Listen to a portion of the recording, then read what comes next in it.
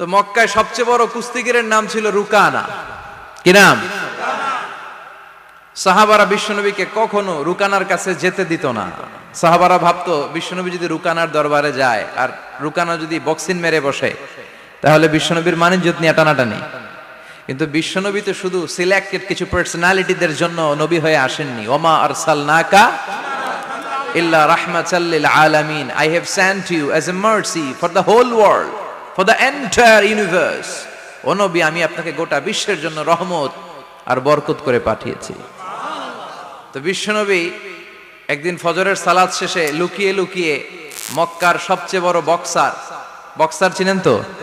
তো বিশ্বনবী তো as a mercy for the entire universe, গোটা বিশ্বের জন্য রহমত, তিনি মক্কার সবচেয়ে বড় বক্সার রুকানার কাছে চলে গেল। যে বলল, রুকানা আসলিম তাসলাম, ইসলাম মানো শান্তিতে থাকবা, দুনিয়ায়ও থাকবা আখিরাতেও থাকবা। সুবহানাল্লাহ পড়েন।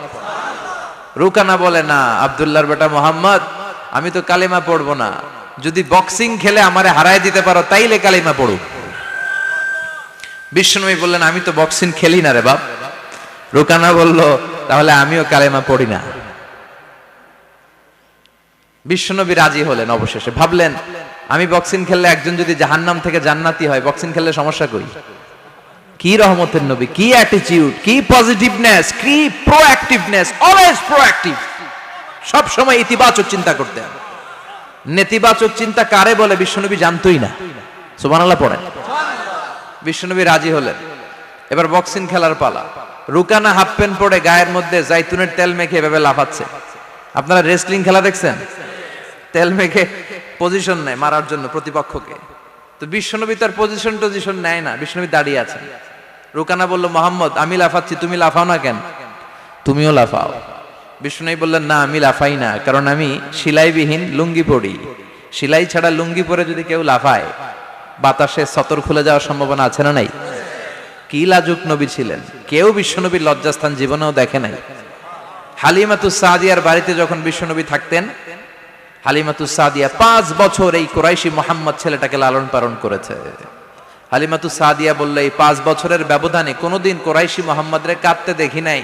ক্ষুধা পেলেও ছেলেটা কাঁদতো না, ব্যথা পেলেও কাঁদতো না, শুধু লজ্জাস্থানের জায়গা থেকে কাপড়টা সরে গেলে শিশু মুহাম্মদ চিৎকার দিয়ে উঠত।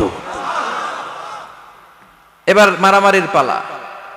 রুকানা বলে, মুহাম্মদ তুমি মারো। বিশ্বনবী বললেন, তুই মার, কারণ আমি মারলে ওই মায়ের হজম করার ক্ষমতা তোর নাই। বিশ্বনবীর এক হাতে জান্নাতি 40 জনের শক্তি ঢুকায় দিছে কে? তো বিশ্বনবী মাইট দিলে এটাও হজম করতে পারবে? কথা কর, পারবে না। এখন রুকানাও মারে না, বিশ্বনবীও মারে না, খেলাও শুরু হয় না। বিশ্বনবীও মারে না, রুকানাও মারে না, খেলাও শুরু হয় না। এখন রুকানা বলে, মুহাম্মদ তুমি মারো। বিশ্বনবী মারে নাই, কিন্তু বিশ্বনবী ওনার ডান হাত মোবারক, কি নরম হাত, সফটার দেন সিল্ক, সিল্কের চেয়ে নরম ছিল। ওয়া কানা কাফুহু আবিয়াদু মিনাদ দিবাজ, সফটার দেন সিল্ক, রেশমের কাপড়ের চেয়েও বিশ্বনবীর হাতের তালু সফট ছিল। এই হাতটা দিয়ে বিশ্বনবী রুকানার ডান কাঁধে এভাবে টাচ করলেন। মারে নাই, খালি বলছে, রুকানা এত লাফাস কেন? টাচ করার সাথে সাথে রুকানা বেহুশ হয়ে জমিনে পড়ে যায়। সবাই তো অবাক, ঘটনা কি, ঘটনা কি, কি মিরাকেল, কি অলৌকিকত্ব। পানি ঢেলে রুকানারে হুশ ফিরানো হয়েছে। সবাই বলে, রুকানা তুই তো অনেক বড় পালোয়ান, আব্দুল্লাহর বেটা মোহাম্মদ ঘুষিও দিল না, লাথিও মারলো না, বেহুশ হইলি কেন? রুকানা বলে, আরে তোরা তো দেখোস নাই, তোরা দেখেছিস মোহাম্মদ হাত দিয়ে ধরেছে, আমার মনে হয়েছে বিশাল পাহাড় এসে কাঁধে চেপেছে।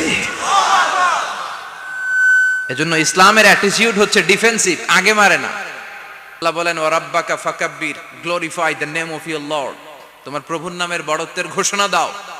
আসুন আমরা আল্লাহর নামের বড়ত্বের ঘোষণা দেই। আমরা ভাগাভাগি করে 3টা তাকবীর পড়ব। প্রথম তাকবীর পড়বেন যারা বিবাহিত আছেন তারা, দ্বিতীয় তাকবীর অবিবাহিত যারা তারা, তৃতীয় তাকবীর সবাই মিলে। রাগ করতেছেন? বিবাহিত কারা কারা আসছেন দেখি তো।